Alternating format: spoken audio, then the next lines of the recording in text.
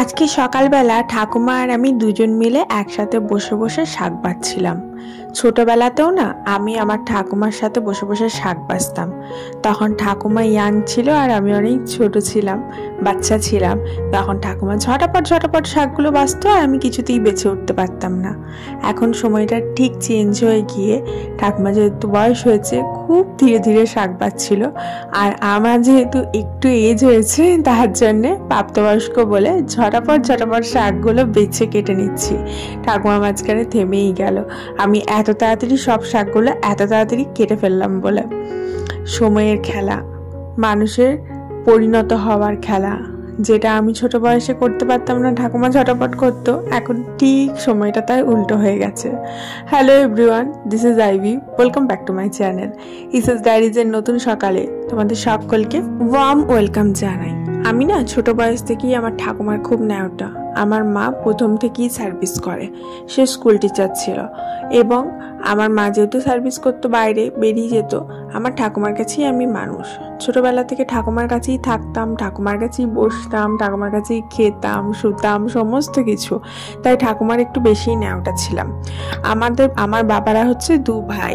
তো আমার বাবা থাকতো বর্ধমানে, আমার কাকা থাকতো হলদিয়াতে, দুজনেই সার্ভিস পারপাসে দু জায়গায় থাকতো। তো আমার ঠাকুমা 6 মাস বড় ছেলের কাছে, 6 মাস ছোট ছেলের কাছে থাকতো, বা কখনো 1 বছর ছোট ছেলের কাছে, 1 বছর বড় ছেলের কাছে থাকতো। যখন কাকার কাছে ঠাকুমা চলে যেত, ঠিক তখনই আমি খুব অসুস্থ হয়ে পড়তাম। মা বলে আমি নাকি ঠাকুমাকে না পেয়ে প্রচণ্ড জ্বরে ভুগতাম। ডাক্তার দেখানো হতো, ডাক্তার বলতো তেনাকে ডেকে নিয়ে আসুন, যার জন্যে এত অসুস্থ হয়ে পড়েছে। এই রোগটা জ্বর কোন ঠান্ডা লাগার বা গ্যাস থেকে হওয়া জ্বর নয়, এটা হচ্ছে মেন্টালি স্ট্রেস থেকে হওয়া জ্বর। তো সেরকমই তখন ঠাকুমাকে এত চাইতাম, কিন্তু পেতাম না, অসুস্থ হয়ে পড়তাম। আবার যখন সময় হতো তখন ঠাকুমা আসতো, কিন্তু এখন ঠিক তার উল্টো হয়ে গেছে। এখন ঠাকুমা খুব চায় যে আমরা বাপের বাড়ি যাই, ঠাকুমার কাছে থাকি, বা ঠাকুমা আসুক, কিন্তু সবসময় তো সবটা হয়ে ওঠে না।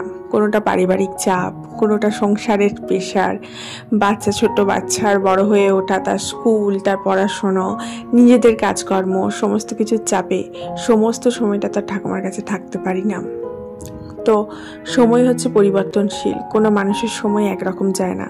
তোমার সময় যদি আজকে খারাপ যাচ্ছে, মনে রেখো সূর্য উঠবেই, প্রত্যেকটা অন্ধকারই শেষ কিন্তু সূর্যোদয় দিয়েই হয়, আলো ফুটবেই, এবং খারাপ দিন গিয়ে ভালো দিন ফিরে আসবে। সময় পরিবর্তনশীল, এটা মাথায় রাখতে হবে। আজকে ঠাকুমার সাথে বসে বসে এই কাজগুলো করতে করতে মনে পড়ে যাচ্ছিল সেই ছোটবেলার কথা। তখন আমি আর ঠাকুমা দুজন মিলে একসাথে সব কিছু করতাম। জানো, ছোটবেলায় আমার ঠাকুমার অভ্যেস হচ্ছে ব্রহ্ম মুহূর্তে ভোরবেলা ঘুম থেকে ওঠা, মানে রাত 3টের সময়, যখন আমাদের মাঝরাত হয় লিটারালি, তখন থেকে আমার ঠাকুমা ঘুম থেকে উঠে যায়। এখন অনেক সময় রিল দেখি না আমরা, ব্রহ্ম মুহূর্তে ঘুম থেকে উঠছে, এক্সারসাইজ করছে, চান করছে, পুজো করছে, একটা হেলদি লাইফস্টাইল। ঠিক সেটা কিন্তু আমার ঠাকুমাকে আমি বহু দিন ধরে করে আসতে দেখছি। ঠিক ব্রহ্ম মুহূর্তে, মানে রাত 3টের সময় ঠাকুমা ওঠে, চান, বাথরুম, পায়খানা, এই সমস্ত কিছু করা, তারপরে ঘর পরিষ্কার পরিচ্ছন্ন করা, নিজের কাজ এখনো পর্যন্ত ঠাকুমার এত বয়স, নিজের শাড়ি কাচা, ব্লাউজ কাচা, নিজের সমস্ত কিছু কাছাকাছি করা, নিজে পুজো করা, সমস্ত কিছু কিন্তু ওই রাত 3টে থেকে উঠে করে। এখনও ঠাকুমা হাতের লেখা করে, মানে হাতের লেখা বলতে ঠাকুরের নাম জপ কিন্তু লেখে, 1 পাতা 2 পাতা করে ঠাকুরের নাম জপ করে, এত সুন্দর গান গায়, ঠাকুরের গান গায়, ঠাকুরের আরতি করে, এবং ঠাকুমার যে একটা হেলদি লাইফস্টাইল, সেটা কিন্তু এখনো পর্যন্ত বিরাজমান। তাই জন্যই হয়তো ঠাকুমা এখনো পর্যন্ত এত স্ট্রং। আমরা হয়তো খুবই উইক হয়ে পড়ি, প্রত্যেকে এই কাজ করে হাঁপিয়ে যাচ্ছি, ওই কাজ করে হাঁপিয়ে যাচ্ছি, ঠাকুমা কিন্তু হাঁপায় না। আমাদের 2 সেকেন্ড অন্তর অন্তর একটু করে রিল স্ক্রল না করলে মনটা ভালো হয় না, মোবাইল হাতে না থাকলে সারা দিনটা মনে হয় কিছুই করলাম না। কিন্তু ঠাকুমাকে দেখো, সে কিন্তু এখনো পর্যন্ত মোবাইল চালাতেই জানে না। একটা কিপ্যাড দেওয়া ফোন আমার মা ঠাকুমাকে উপহার দিয়েছিল, সেটাতেই ঠাকুমা তার পরিবারের সকলের সাথে শুধু কথা বলতেই পারে। এখন অনেকটা বয়স হয়ে যাওয়ার ফলে ফোনটা রিসিভও করতে পারে না। আমার কাছে এসেছিল, আমি ফোনটা রিসিভ করে দিচ্ছিলাম, যখন এই ফোন আসছে ছুটে এসে বলছে যে সৌমি ফোনটা ধরে দে, তো আমি ফোনটা ধরে দিচ্ছিলাম। মাঝে মাঝে মনে হয় নিজেদের মানুষগুলোকে, যাদেরকে খুব ভালোবাসি, তাদেরকে সারা জীবনের মতো যদি কাছে রেখে দিতে পারতাম খুব খুব ভালো হতো। কিন্তু সংসার, পরিস্থিতি, সমাজ, সমস্ত কিছুর চাপে নিজের মনের ইচ্ছাটা তো সবসময় পূর্ণ হয় না। যাই হোক, আমার বর না আবার ঠাকুমা এসছে বলে রাজ্যের বাজার করে নিয়ে এসছে। ঠাকুমা যেহেতু নিরামিষ খায়, সেই ছোটোবেলায় আমার দাদু মারা গেছে, তখন থেকে আমার ঠাকুমা নিরামিষ খায়। নিরামিষ মানে প্রপার নিরামিষ, একদম ভেজ, কোনো রকম পেঁয়াজ রসুন পর্যন্ত খায় না। তো আমার ঠাকুমা আসবে বলে আমার বর রাজ্যের বাজার করে নিয়ে এসছে। মানে এত বাজার যে ফ্রিজে রাখার জায়গা নেই, যেন আমার ঠাকুমাই সব খেয়ে নেবে। অথচ আমার ঠাকুমাকে দেখো, সে কিছু খেতেই পারছে না। মানে আমার মেয়ে যেটা খায় তার হাফ বোধহয় সে খায় না, এরকম অবস্থা। তো ঠাকুমাকে ভাবলাম এই সিজনের প্রথম মটরশুঁটির কচুরিটা করে খাওয়াবো। তো ঠাকুমাকে বললাম যে তুমি বসেই আছো যখন, বসে বসে একটু মটরশুঁটিটা ছাড়িয়ে দাও। তো ঠাকুমা মটরশুঁটিটা ছাড়িয়ে দিল, আমিও খানিক হাত লাগালাম। তারপরে ঠাকুমাকে বললাম তুমি এসেই গেছো যখন, পুজোটা সেরে নাও। কারণ আমার সেই চান না করে পুজো করি না, তো চান করতে একটু বেলা হয়, পুজো করতেও আমার একটু বেলাই হয়ে যায়। আমার ঠাকুমা যখন ঠাকুরের কাছে আসে, আমাদের ঘরে আসে, তখন ঠাকুরের বাসনগুলো সব মেজে দেয়, ঠাকুর পুজোটা করে দেয়। একদম অন্যরকমভাবে ঠাকুর পুজো করে ঠাকুমা। ঠাকুমার পুজো দেখতে ভীষণ ভালো লাগে, মনটা খুব শান্তি লাগে। আর মনে হয় যেন আমার ঠাকুরগুলো পূর্ণতা পেল ঠাকুমার হাতে জল পেয়ে। আর এই যে দেখছো, ঠাকুমা এসছে মানে আমার ঠাকুরের বাসন কোসন সমস্ত কিছু ঠাকুমা মেজে দেবে একদম ঝকঝকে করে। আমার ঠাকুরের বাসন মাজার খুব একটা সময় হয়ে ওঠে না।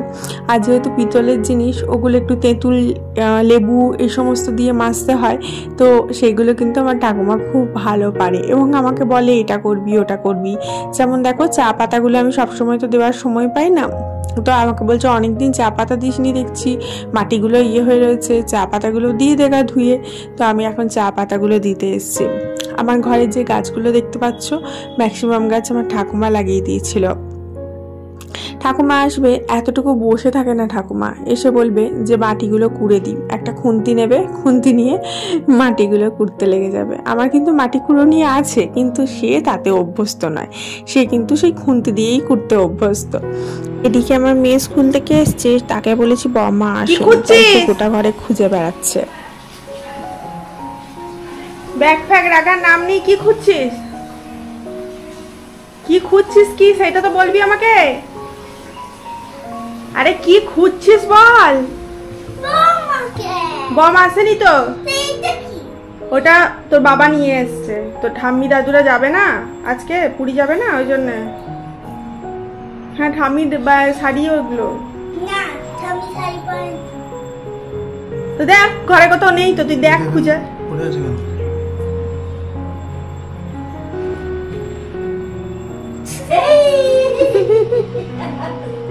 বেরিয়েছো বেরিয়েছো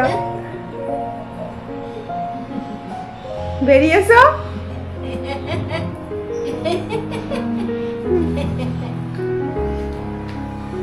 দেখেছিস কেমন লাগলো সারপ্রাইজ? ভালো লাগলো? কতটা?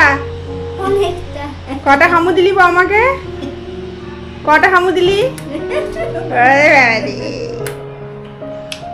চান করার পর আমার মেয়ে আর ঠাকুমা দুজন মিলে বসে বসে একটু খেলছিল। আমি ভাবলাম আমিও যোগদান করি, তো আমি গিয়ে ভাবলাম একটুখানি খেলি, তারপরে আবার যাবো গিয়ে রান্নাটা দেখবো, নিয়ে ভাত টাত বেড়ে দেবো।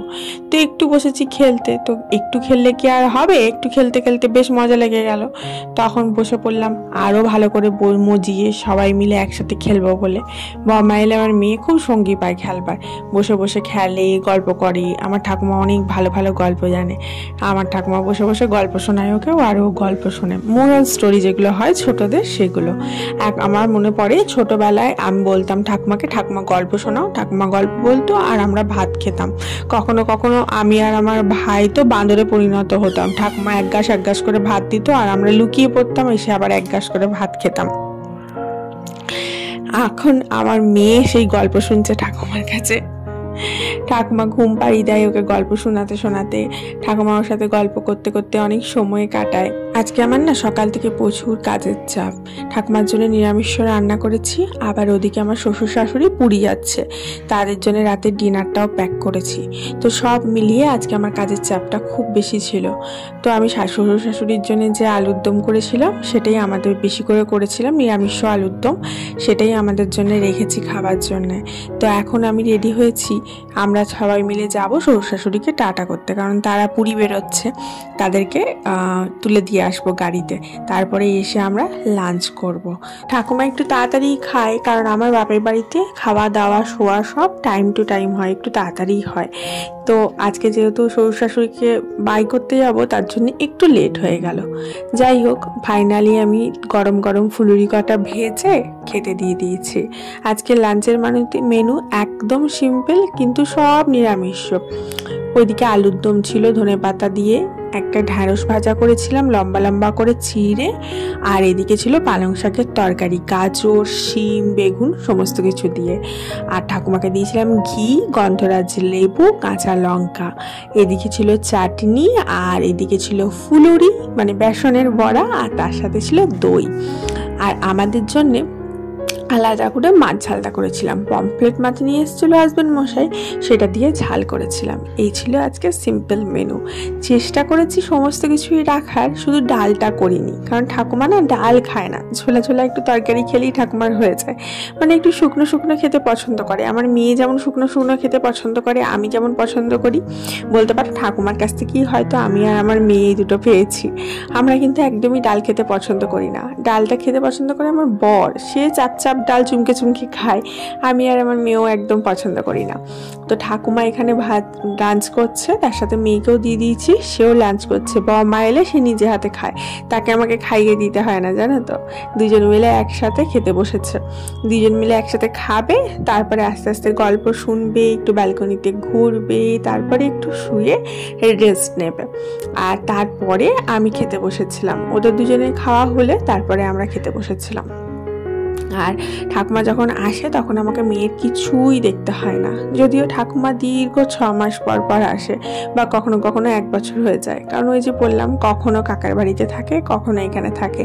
যখন বাবার কাছে থাকে তখন একবার করে ঘুরতে আসে আমার ঘর, আর কখনো কখনো আমি চলে যাই বাপের বাড়ি। তো আমাকে অনেক দিন ধরে বলছিল বাপের বাড়ি যেতে, আমার যাওয়ার হয়ে উঠছিল না, তাই ঠাকুমাকেই নিয়ে এলাম। এরপরে ঠাকুমাকে একটু পেয়ারা মাখা করে দিলাম, ঠাকুমার তো দাঁত নেই, ঠাকুমাকে ওই জন্য ঘষে দিতে হয়, পেয়ারাটা ঘষে একটু বিট নুন আর গোলমরিচ দিয়ে ঠাকুমাকে দিলাম, বললাম খাও। ঠাকুমা তো এতদিন আমাদের সমস্ত ফল কেটে কেটে সেবা যত্ন করেছে। আমি যখন পেটে বাচ্চা ছিল, বাবু ছিল, তখন এক থালা করে ফল কেটে আমাকে সাজিয়ে খেতে দিত। তাই ভাবলাম আজকে ঠাকুমাকে না হয় একটু যত্ন করা যাক। আর সন্ধ্যের দিকে একটু খই মুড়ি দিলাম। রাতে ডিনারের দুধ রুটি ছিল। আজ আসি তাহলে, দেখা হচ্ছে কালকে। Love you.